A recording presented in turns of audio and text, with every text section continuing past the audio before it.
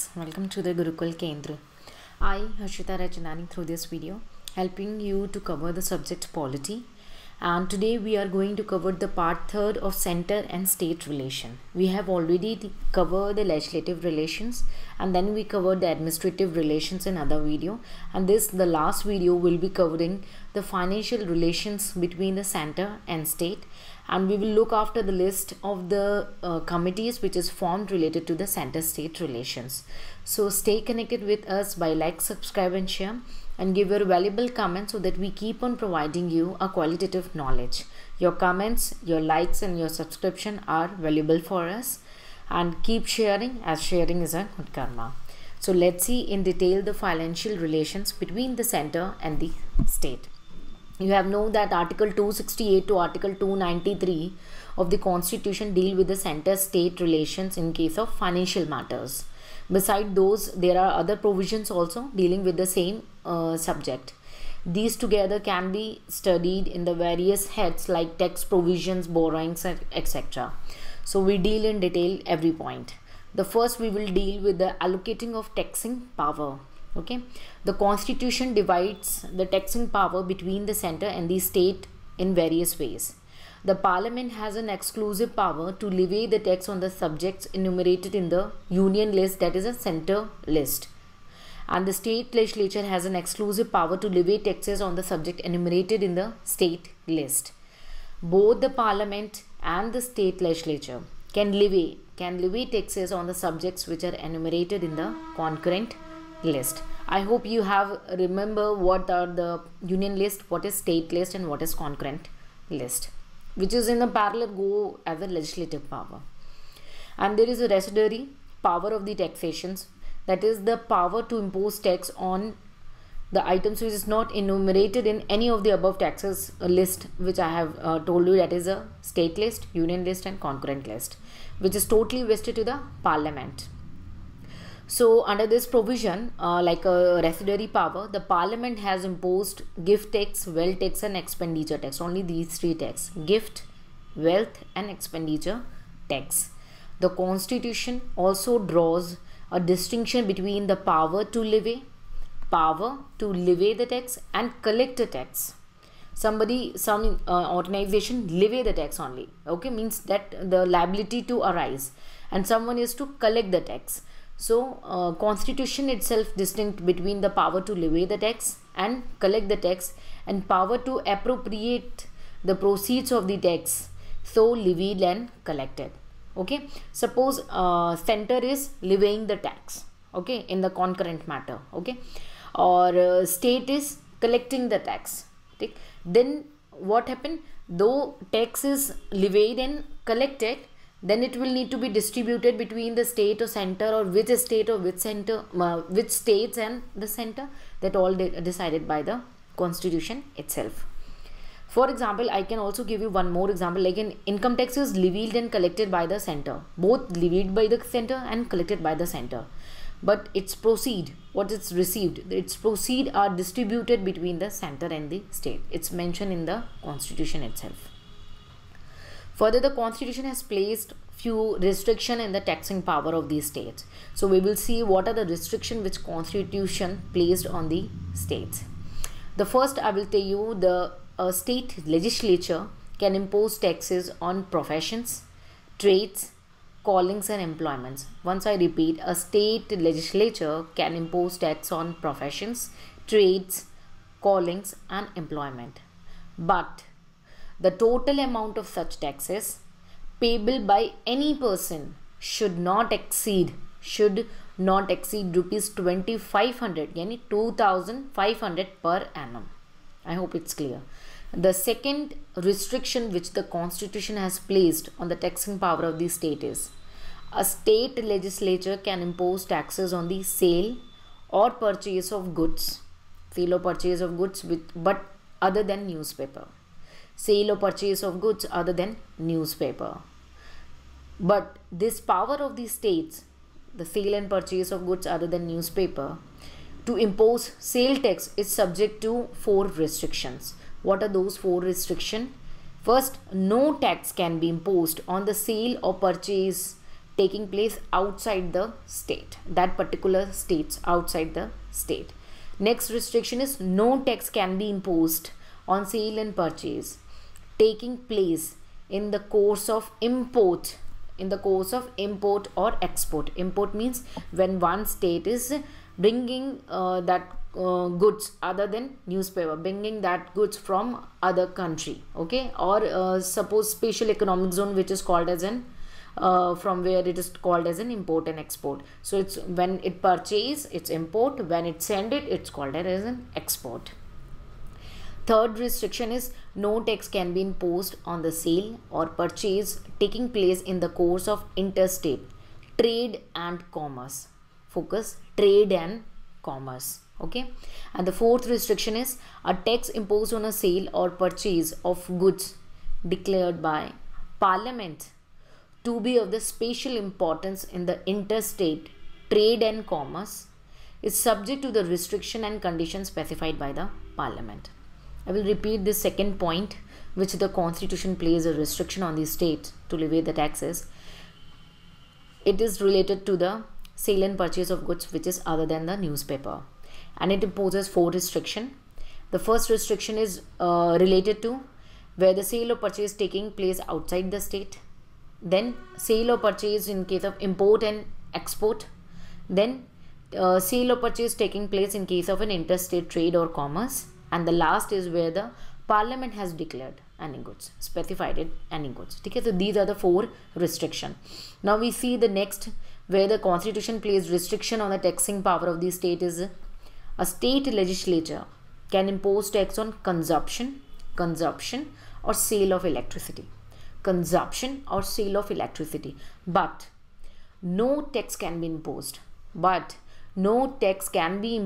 On consumption or sale of electricity which is consumed by the center or sold by the center, sold to the center, consumed by the center or sold to the center, or consumed in the construction, maintenance or operation of any railway by the center or by the concerned railway company, or sold to the center or the railway company for the same purpose. And the last restriction which the Constitution poses on the states are a state legislature can impose a tax in respect of any matter related to the water or electricity stored, generated, consumed, distributed, sold by any authority established by Parliament for regulating or developing any interstate river or river valley. But such a law to be effective should be reserved for the President's consideration and received his assent. So I hope all the 4 points are clear to you, that the Constitution put a restriction on the state, on taxing power of the state. The first is related to taxes on professions, trade, ceilings and employments, which is limited to 2500. The second restriction is related to sale and purchase of goods other than newspaper. And the third restriction is related to consumption or sale of electricity. And the fourth restriction is related to the in respect to the water or electricity which is stored, generated, consumed or distributed in related to the Parliament. Okay, so I hope all 4 restrictions are clear. Now next we will deal with the distribution of tax revenue, what the revenue generated, how it is being distributed between the center or the state. So with the 80th amendment 80th amendment 2000 and 88th amendment of 2003 has introduced a major changes in the scheme of distribution of tax revenue between the center and the state. With the 80th amendment, which was enacted because of the 10th Finance Commission. So there is some changes. What are those changes? Let's see. First is that the commission recommended that out of the total income obtained from certain central taxes and duties, 29% should straight away go to the state. Again, I will clear you. 10th Finance Commission said that it's just recommended that out of total income obtained from the certain central taxes and duties, 29 straight away go to the state, which is also known as an alternative scheme of devolution, and came into effect retrospectively from 1st April 1996. So might few students confused with the meaning of retrospectively, which I help you to clear. That suppose today the tax has been imposed, but it said the tax will be applicable retrospectively, levied on all the things, all the transaction, all the activities retrospectively since say 1992. So then if tax is imposed today, but all the transaction taking place since 1992 till today all are livable or are liable to pay tax. So retrospectively in short means from back dates. Every transaction, everything will be covered in that case. I hope you are clear with the word retrospectively. Okay, we'll proceed with the concept we are dealing with. Then this amendment has brought several changes in the central tax and duties, like in corporation tax and custom duties are keeping it the par with the income tax, and this will be the part of the 10th Finance Commission, which recommended and came with the 80th Amendment Act. Okay, and few changes also bring because of the 88th Amendment Act article, which is dealing and says and bring and changes related to the service tax. An article has been came known as in Article 268A, dealing with the service tax. Okay, this came with the changes in the 88th Amendment Act. You have to memorize 88th Amendment Act. Added a new subject in the union list, that is a center list, that is imposed taxes on the services. By the entry 92C. So service tax is a part of union list. Who can levy? Parliament. Okay. Service tax is levied by the center, but collected and appropriated by both center and the states. I hope the amendments are clear to you. The first amendment is 80th Amendment. Okay, 80th Amendment, which brings the scheme of alternative scheme of devolution, and second amendment would bring the scheme of service tax. Okay, the services will become liable to tax and added into the union list, which is levied by the center, collected and appropriated by the both center and the state. So we deal all the items one by one in respect to the articles. Let's see. So tax levied by the center but collected and appropriated by the state. Tax levied by the center and collected and appropriated by the states. These are, first, stamp duties on what? Stamp duties on bills of exchange, checks, promissory notes, policies of insurance, transfer of shares and other. What will be applicable? Stamp duties. Next is excise duties on medicinal and toilet preparations containing alcohol and narcotics. It should contain alcohol and narcotics. So these are the taxes which is levied by center but collected and appropriated by the state. What? I will use the crux: stamp duty and excise duties related to specific items. Okay?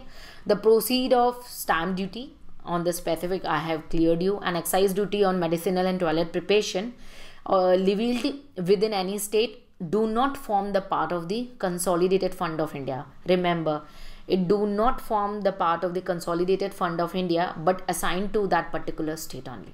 Okay, I hope it's clear. Next point we deal with when the service tax levied by the center, okay, but collected and appropriated by both center and the state, which comes by the amendment, okay, through the article 268A. Which amendment? 88 amendments. Okay, taxes on the services levied by the center but their proceeds are collected as well as appropriated by both center and the state. Okay, and the principle is formed by the parliament because it's in the union list. Okay, next we deal the taxes levied and collected by the center, but assigned to the state. It levied also, it collect also, but give it to the state, which comes under the article 269. Okay, there are few taxes. Let's see in detail. The taxes on sale and purchase of goods in the course of interstate trade or commerce, but other than newspaper. I will repeat once again. In taxes on sale and purchase of goods in the course of interstate trade and commerce, but other than newspaper. Either this tax is levied and collected by the center but assigned to the state. The other taxes, the taxes on consignment of goods in the course of interstate trade and commerce. So in short, you can, for memorizing, I'm just giving you a crux, you can just memorize that in the course of interstate trade or commerce other than newspaper. Okay, sale, purchase and consignment, okay, fall under the taxes levied and collected by the center but assigned to the state. But what if there the consignment of goods in the intercourse of trade? It also fall in the that same category where the taxes is levied and collected by the center but assigned to the state. The net proceed of these taxes do not form the part of the consolidated fund of India, and they are assigned to the concerned state in accordance with the principles laid down by the parliament. Because why the parliament laid out that principle? Because it is levied by the center, so it not become the part of the consolidated fund of the India. Next we deal with the taxes levied and collected by the center. Levied and collected by the center but distributed between the center and the state, which is covered under Article 270. There are various taxes and duties in the union list except the following. I'll tell you all the category, all the taxes and duties except which I'm going to tell you. All are the taxes collected and levied by the center and distributed between the center and the state. What are those exceptions? We have already covered Article 268, Article 268A and 269 above. Okay, we have already covered the surcharge on taxes and duties, the first point, and any cess, because cess will be applicable for specified purpose. Okay, so to accomplish that purpose, center will apply cess. Okay, so cess will be out of it. Other than these three items, everything will covered under the taxes levied and collected by the center but distributed between the center and the state. Okay, the manner of distribution is prescribed by the president on the recommendation of finance commission. In this case, the manner is described by the president. Remember, here the manner is described by the president on the recommendation of the finance commission. I hope you clear, because this point is very important. Still, if you have any doubt, please free to ask it, because the concept should be clear and you have to memorize now only with us. Okay, now next is the surcharge on certain taxes and duties for the purpose of center. Okay, this is dealt by the Article 271. The parliament at any time levy the surcharge on taxes and duties. Okay, the proceed of surcharge go to the center exclusively. It's go to the center. Okay, the state have no share in these surcharges. The surcharges goes directly in the pocket of the parliament. Okay, I hope it's clear. So we have already received the income, how the income taxes received and distributed between the center and the state, who will levy, who will collect, how it is appropriated. Okay, now next we see taxes levied and collected and retained by the state. Okay, these are levied and collected and retained by state only. So I'm giving you a few examples. Okay, there is a land revenue, taxes on agriculture income, succession, state duties of agriculture lands, taxes on lands and buildings, on mineral rights, on animals and boats, road vehicles, luxury, entertainment, gamblings, excise duties on alcoholic liquor for human consumptions, taxes on entry of goods in a local area, advertisement except newspaper, consumption of sale of electricity, goods and passengers carried by the road or an inland ways, taxes on professions, trade and callings, employment not exceeding 2500 per annum, capitation taxes, tools, stamp duties on documents, except which is already mentioned in the union list. Remember, we have already mentioned about the stamp duty in the union list. Okay, sales tax other than on the newspaper, fees on the matters of all the fees on the matters which is related with the state list, except the court fees. Court fee will went to the concurrent. Okay, so I hope all the items I have give you for example, memorize now or listen this video again and again. It reaches to your brain, because these type of question helps you in answer writing, and even sometimes it's help you in essay also. Suppose you have given a like essay on agriculture, say. So you can use one point from here and put into your essay, and it become your part of your answer, that the tax is levied and collected retained by the state. Still there is a loan waiver in the agriculture matter. You can just add your current knowledge with the static portions. Okay. Next we deal with the distribution of non-tax revenues. Okay. The receipt from following major sources which I am going to tell non-tax revenue is of the center. Okay, these are going to the center. Which are going to the center? First, post and telegraphs, then railways, then banking, broadcasting, coinage and currency, central public sector enterprises, estate and labs. I will repeat, these are 7 points. I will once again, these directly non-tax revenue, these are non-tax revenue and goes in the center. Postage and telegraph, railway, banking, broadcasting, coinage and currency, central public sector enterprises, and estate and labs. I hope it clear. Now there are again non-tax revenues which goes to the states. Okay, what are those? Irrigation, forest, fisheries, state public sector enterprises, estate and labs. These are 5 points. Again I repeat, irrigation, forest, fisheries, state public centers, estate and labs. These are non-tax revenue, goes in the pocket of the states. Now next we deal with the grant in aid to the state. Beside the sharing of the taxes between the center and the state, Constitution also provided the grant in aid, okay, to the states from the central sources. That is, a center earn and give aid, or aid means helping to the state.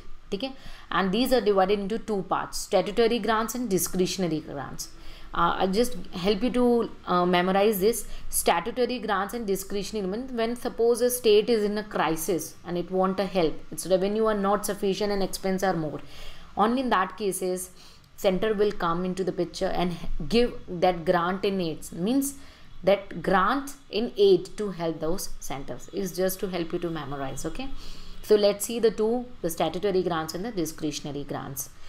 Statutory grants. Article 275 empowers the Parliament to make a grant to the state which are in the need of financial assistance, means financial help, and not to the every state. It should be given only to the state which are in the need of finance. That means their revenue is less as compared to their expenses. That means expenses are more. They are not able to cope up with the financial needs. So in that case, statutory grants will be given only to that particular state, not to all the states. Okay. Different sums may be fixed for the different state. There is no fixed amounts. Okay. The sums will be charged on the Consolidated Fund of India every year. That means statutory grants will become the part of the Consolidated Fund of India. Apart from the general provisions, the Constitution also provides for specific grants, okay, for promoting the welfare of scheduled tribes in the state, or for raising the level of administration of the scheduled areas in a state, including the state of Assam. Apart from this financial statutory grants, there is also a specific grants. Okay, Constitution says about the specific grants for promoting the scheduled tribes and the scheduled areas, including the state of Assam also. Okay, statutory grants covered under the Article 275, both for the general purpose or a specific purpose, which is given to the state when it's in the need of the financial help on the recommendation of the Finance Commission. So statutory grant will be given on the recommendation of the Finance Commission. Please memorize now only. Okay. Next we deal with the discretionary grants. Discretionary grants will fall under the Article 282. Empowers both the center and the state to make any grants for any public purpose, even if it is not within their respective legislative competence. Under this provisions of the discretionary grants, center make grants to the state, and these grants is known as a discretionary grants. The reason being that center is under no obligation to give these grants, and the matter lies with its discretion. That means center has a choice whether it should give grants to that state or not. So that's why it's named as a discretionary grants. These grants have two purposes. It's to help the state financially to fulfill the planned targets. That means a target has been given and state is not able to cope up, then to help them. Okay, and to give some leverage to the center to influence and coordinate with the state action to electorate the national plan. Okay. So discretionary grants form the larger part of central grants in most of the cases to the state when we compare with the statutory plans. Okay, there are some other grants also which specified by the constitution. It's a third type, is a grant in aid, but for the temporary period. It's for the temporary period. Okay, provision were made to grants in the lieu of export duties, say on jute or jute product in the state of Assam, Bihar, Odisha and West Bengal. So these are fall under the other grants, okay, which is for the temporary period to meet the need. Okay, these grants are given for the say period of 5 years, 10 years at the commencement of the constitution, and charged to the Consolidated Fund of India and made to the states on the recommendation of the Finance Commission. Sometimes question asked that can in case of very emergency any other type of grant can be given? Yes, it's given at the beginning of the constitution. Okay, and to help the export, increase export on duties on the jute and jute products to the specific states. Okay, I hope it's clear. Now we talk about the Finance Commission. What is Finance Commission? Okay, Article 280 deal with the Finance Commission. Finance Commission is a quasi-judicial body. It's quasi-judicial body. What's a quasi-judicial body? That means it does not like a court. It's some like a court, but it's not exactly a court, because courts are the judicial body. They make the laws and implement it. But Finance Commission is a quasi-judicial body. Let's see. It is constituted by the President every 5th year or even earlier. Okay. This Finance Commission is constituted by the President every 5th year or even earlier. That means suppose a 3 years end or a 4 year ends, if it need arise, the President will constitute the Finance Commission. And it's a quasi-judicial body. And it is required to make recommendations to the President in various matters. What are those matters? First, the distribution of net proceeds of taxes. Distribution of net proceeds of the taxes to be shared between the center and the state, and the allocation between the states and the respective shares of such proceeds. Okay. Next, what other recommendation? The next recommendation is the principle which should govern the granted aids. Granted aids we already know, statutory grants, discretionary and other grants. So it specifies the principle which should govern the granted aids to the states by the center, that is out of the Consolidated Fund of India. And the third recommendation is the measures needed to augment the Consolidated Fund of the state to supplement the resources of the panchayats and the municipalities in the state, on the basis of the recommendation made by the State Finance Commission.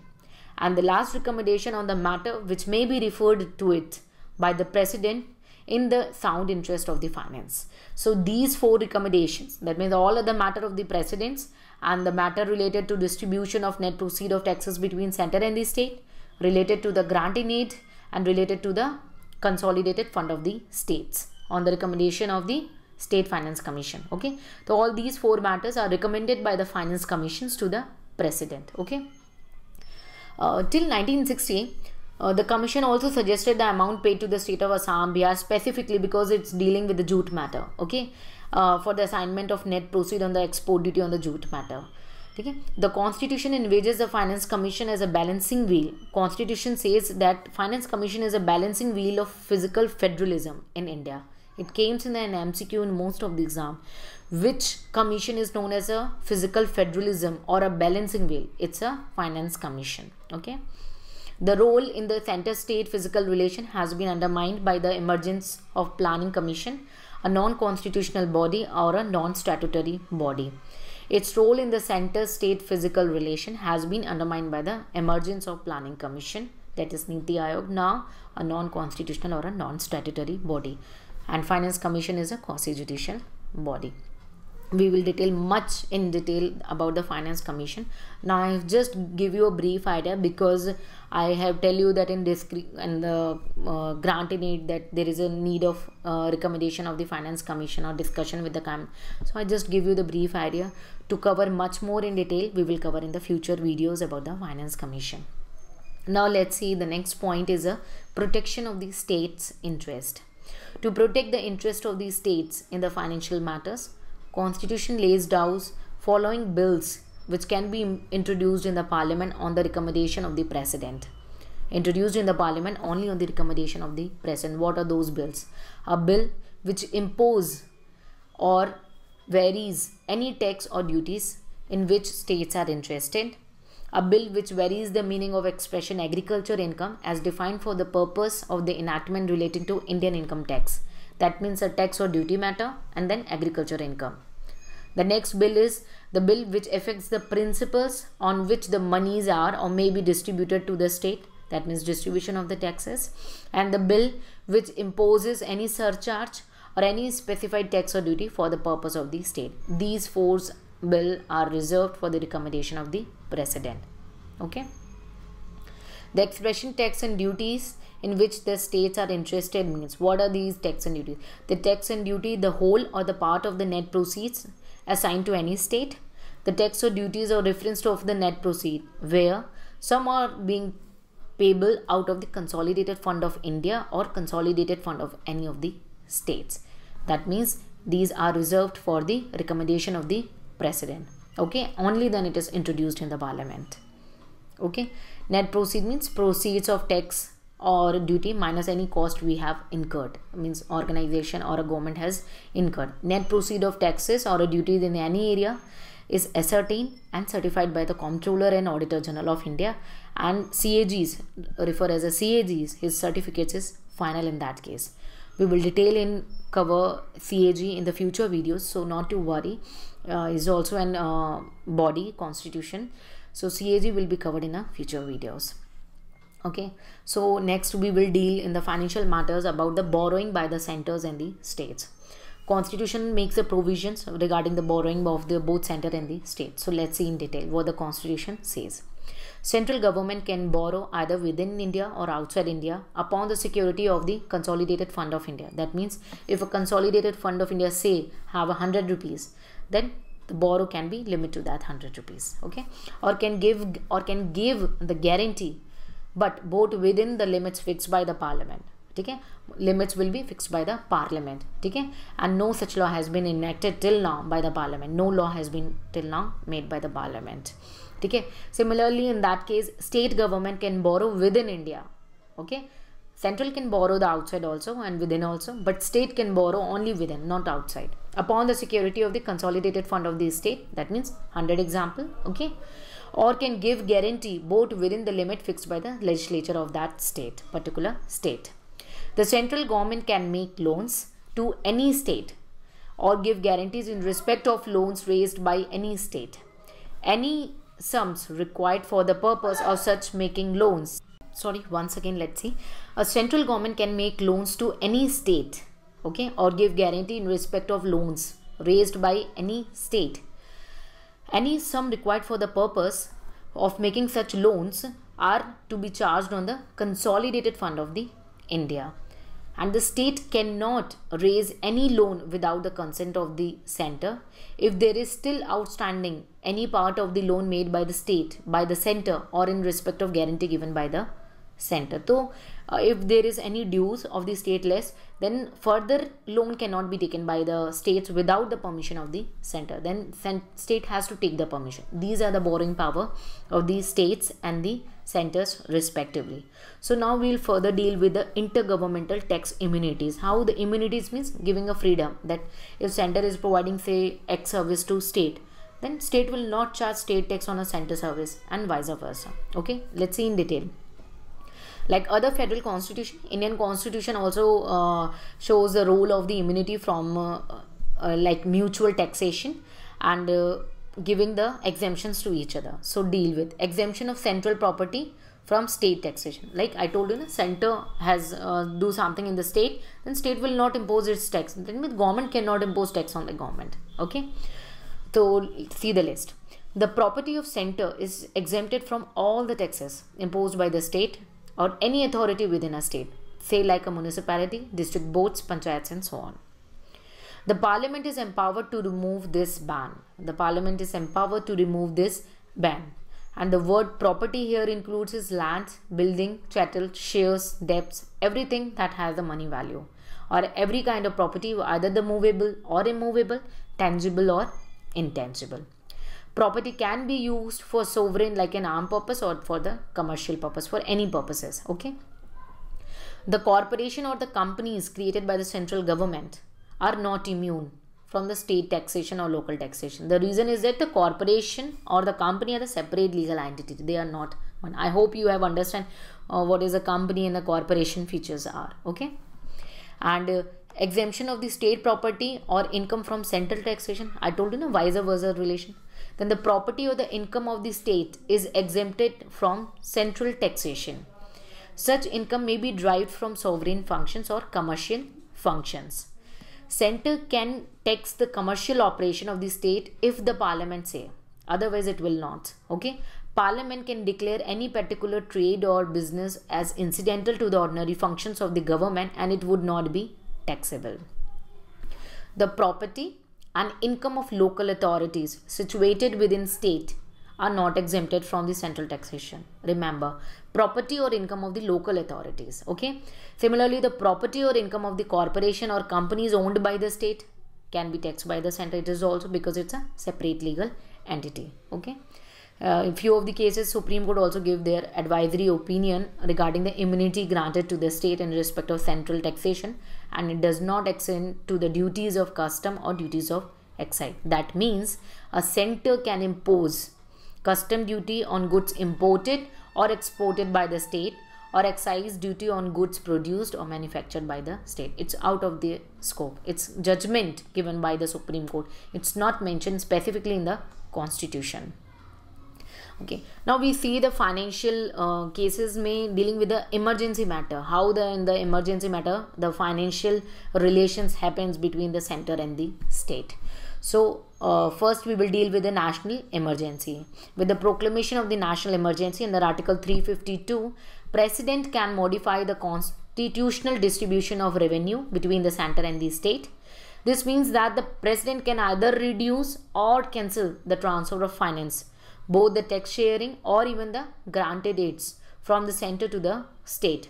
Such a modification continues till the end of the financial year, in which emergency ceases to operate. Okay, it's in case of a national emergency. Now there is a financial emergency.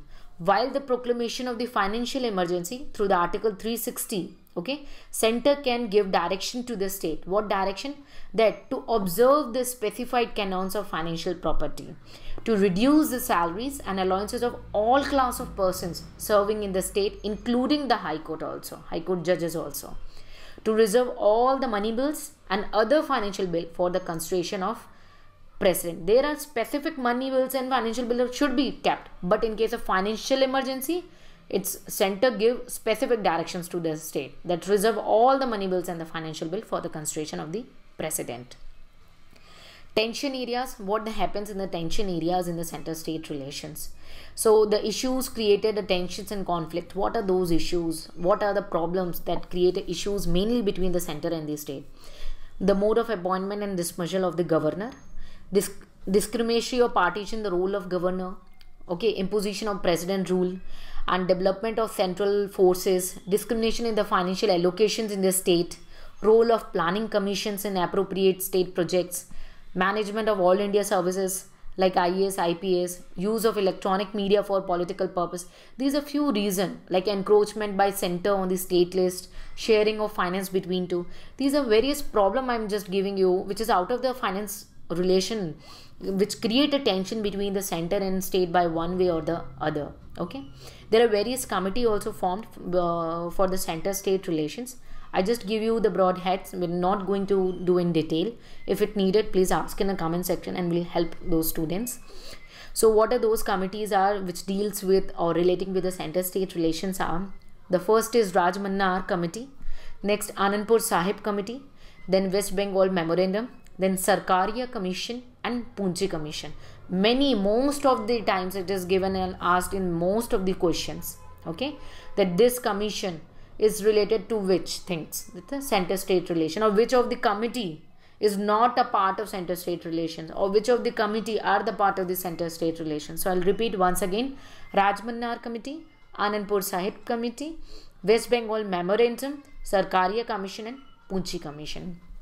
I hope I help you to clear all the understanding relating to an finance relations between the center and state. And with this, we have covered the center-state relations in the 3 different videos. First is the legislative, then the administrative, and this is the finance one. Still, in case of any doubt, you can ask in the comment section, or you can join us with our Telegram channels and groups. Visit our websites to get free MCQs and answer writing practices. So stay connected with us. Dream big. Jai Hind.